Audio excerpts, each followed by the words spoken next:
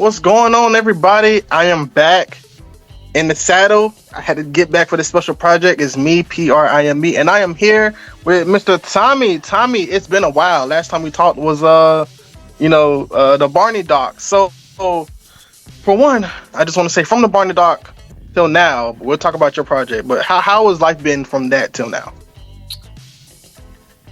Good. Okay. Yeah. How about you? Things have been okay. I kind of took a break, but it's fine. I'm back now, and I'm here to talk about the house from which we talked about on our last meeting, and I was very, very interested in it because I'm a film location person. So I just want to know, how did you in particular get the idea for this project?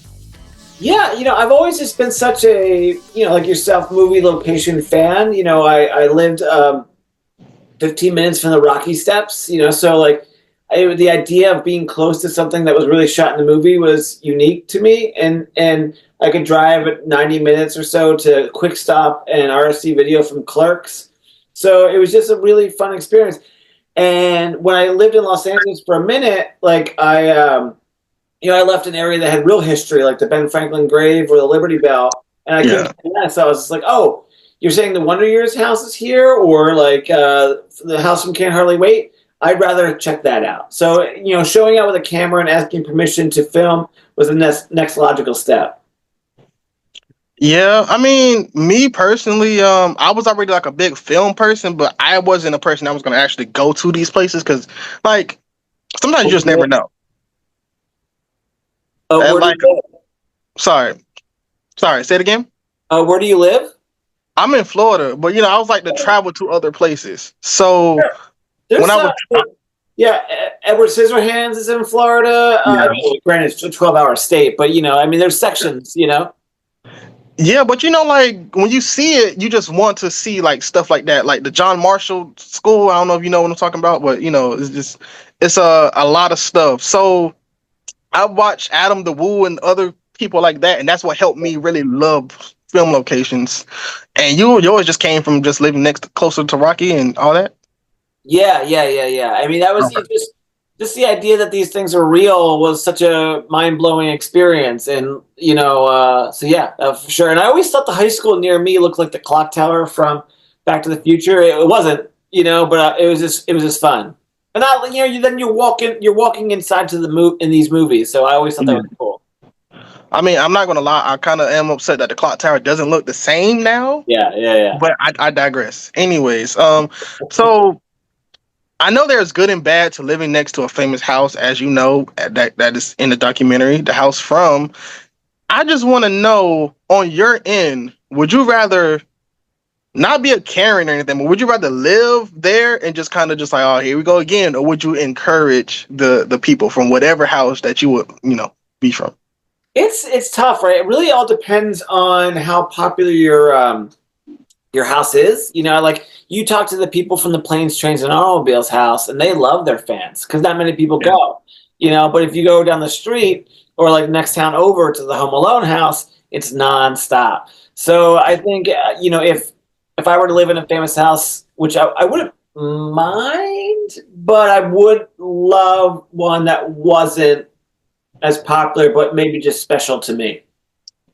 Okay. I mean, because it's even houses in here that weren't like, there's houses that still could have been mentioned in here that weren't. So maybe there's room for another part two or whatever. But it's like, I think the house depends, the fandom depends on the house because Home Alone just was so big, so that's different from other movies that maybe like American Pie or things that don't deal around the house. Home Alone is about the house in a sense. The house is a character. Oh yeah, for sure. We went to so many different houses, and it was funny. Like, I'm a big Kid and Play fan. And we did that movie House Party. And I looked up who owned the house and actually had a mutual friend. So I was like, oh, perfect. And I was like, do people come to that house? She's like, no. Like, honestly, I was more class act than House Party. But like, a movie that has house in it, you would be popular. But yeah, no one goes to the House Party house. I think also because most of the house takes place on the inside rather than like Friday they're outside, they're on the lawn. It's you can see across the street. So I think those aspects play a part into it. It's kind of when you see it, you only see like the outside when full force is coming to try to gas it up. You don't really see it like that. So I guess that's a difference. Like TV shows like, Golden Girls, Full House, Family Matters, these are shows that, never were there, they only started at 7, but like, God, Full House is huge, huge amounts of people constantly being there. Yeah.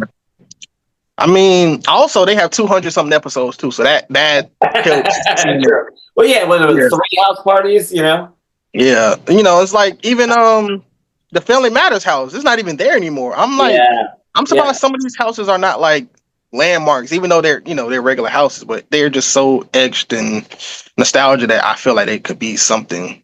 Yeah, I mean, we looked at Alf was gone. 2 of the 3 houses from What's Happening were gone. Adam's Family was gone. Scott Baio's house in Charles in Charge was gone.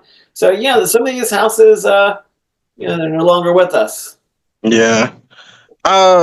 Would you transition from house to actual different locations, or is that just completely different? Because you got to go through different things for a location in the house. Well,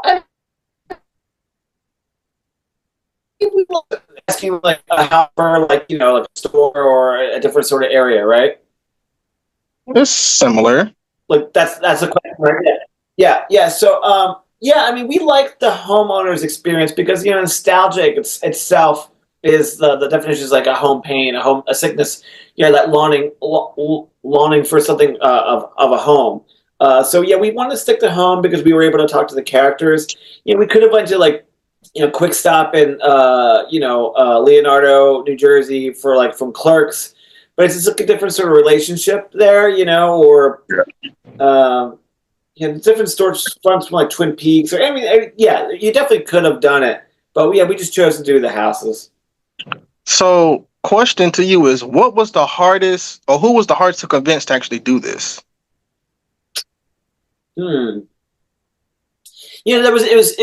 was really, there was no convincing. It was either a yes or no. Like Sopranos house, Boy Meets World house, Ralph Macchio's apartment from Karate Kid. These are people that just said no, either said no or didn't get back to us. So, yeah.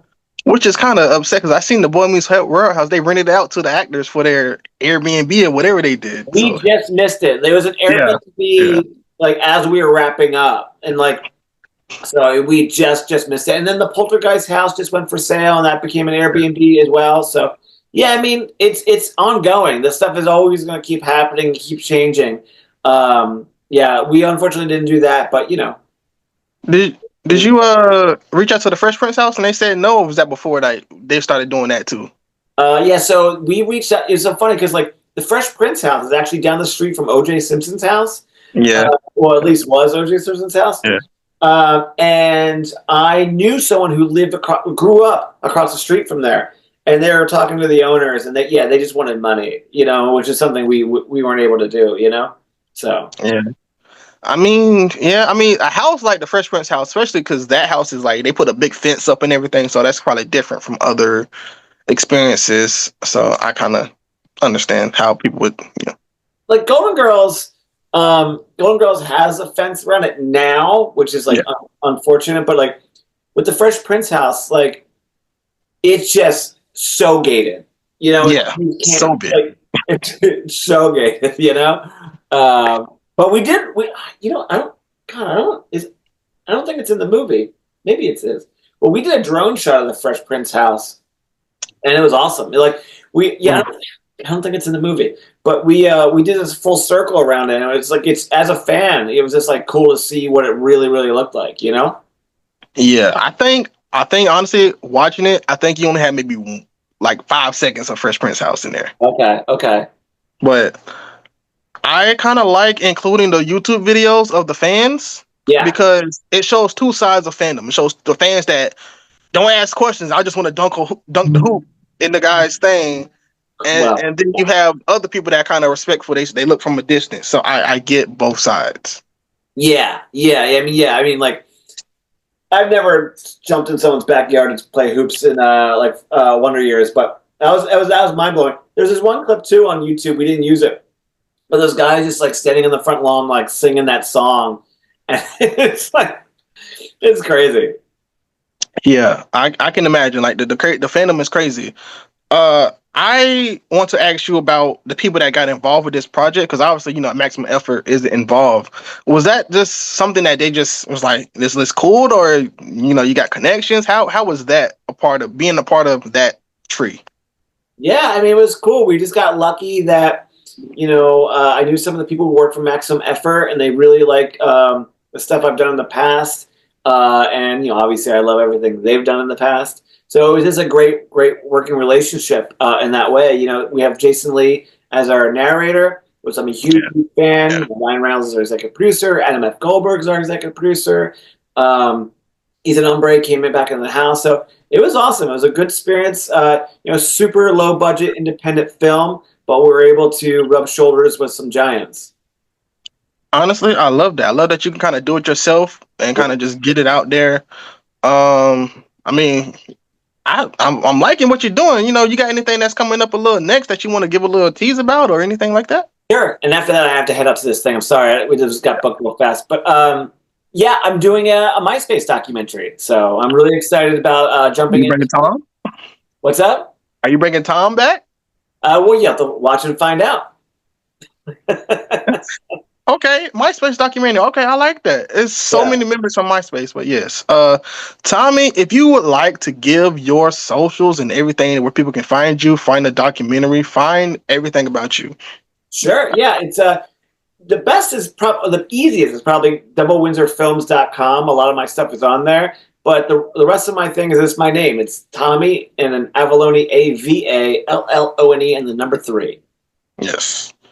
Also, we might need a documentary on all your films behind you, but that's for another place and time. Sounds good, man. It was good talking to you today. Everything is great. Yeah, talking to you again, and I will talk to you another time, ladies and gentlemen. This is Tommy and his project, The House From. You can watch it. Tell them where they can watch it because it's all over. So tell everybody where they can watch it. It's thehousefrom.com has all our stuff. We're on iTunes, Amazon, Google. We are on Maximum Effort Channel on Fubo. So that's the big one, Maximum Effort Channel. So yeah, thank you so much, man. No problem, and I will see you another time. Thanks for talking to me. All right, take it easy. You too.